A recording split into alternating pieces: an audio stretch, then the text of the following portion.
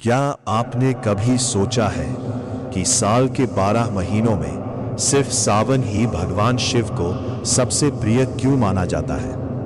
आखिर ऐसा क्या हुआ था कि इस महीने में सिर्फ एक लोटा जल चढ़ाने का भी इतना महत्व बताया जाता है?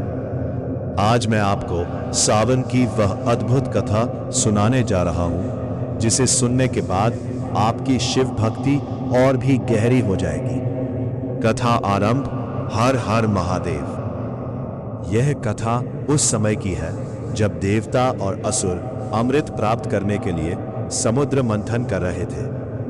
मंदराचल पर्वत को मथनी और वासुकी नाग को रस्सी बनाया गया। जैसे ही मंथन शुरू हुआ, अमृत से पहले एक भयानक विष निकला। उस विष का नाम था हलाहल।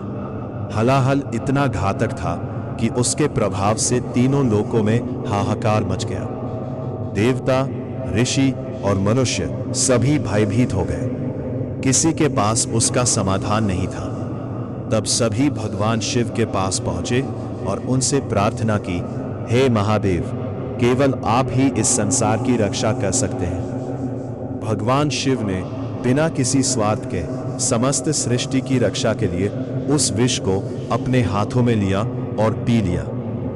माता पार्वती ने तुरंत उनके कंठ को पकड़ लिया ताकि विष उनके शरीर में ना फैले।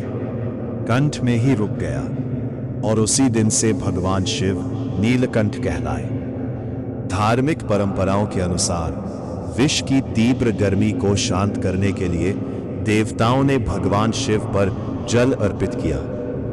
इसी कारण सावन के महीने में शिवलिंग पर जल चढ़ाने की परंपरा विशेष महत्व रखती है। कहा जाता है कि इस महीने में श्रद्धा और भक्ति के साथ किया गया पूजन मन को शांति, संयम और भगवान शिव के प्रति समर्पण का भाव सिखाता है। सावन केवल व्रत और पूजा का महीना नहीं, बल्कि अपने जीवन में बुराइयों, क्रोध, अहंकार और लालच को छोड़कर अच्छे कर्म अपनाने का भी समय माना जाता है।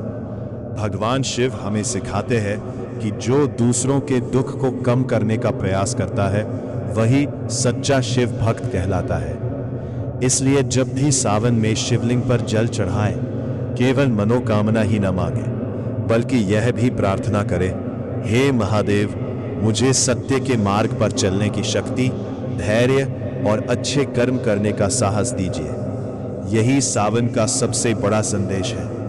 अगर आपको यह कथा पसंद आई हो तो कमेंट में हर हर महादेव जरूर लिखें।